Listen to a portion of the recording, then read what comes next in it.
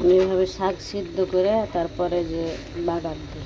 আসসালামু আলাইকুম বন্ধুরা, সকাল থেকে ভিডিওটা শুরু করলাম। রান্না বান্না করছি, দেরি করে চড়া হয়েছি।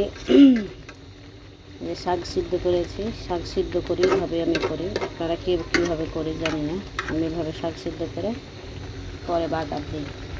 এদিকে ভাত দিয়েছি।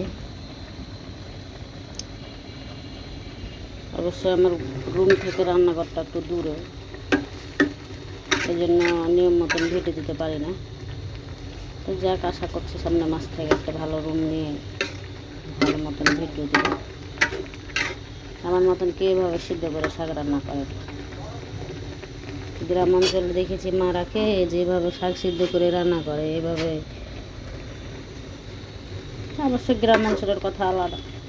গ্রামে যে লাকড়ির চুলায় রান্না করে সব, সেটার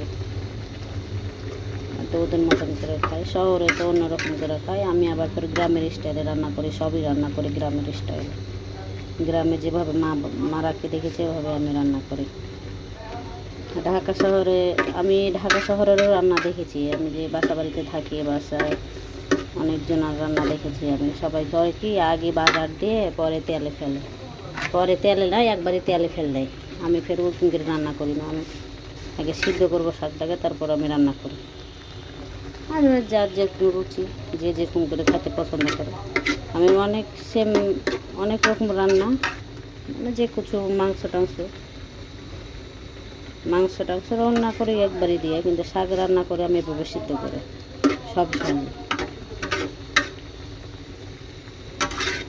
আচ্ছা, দেখেন শেষ থেকে আমার শাক রান্নাটা কেমন হয়। আমার তো অনেক পাট শাক পছন্দ। পাট শাক ঝুড়ে ঝুড়ে করে ভাজি করা খুব পছন্দ। কার পছন্দ আমি জানি না, কার কার পছন্দ। পাট শাক জাতীয় এটা সবারই পছন্দ। শেষ পর্যন্ত দেখে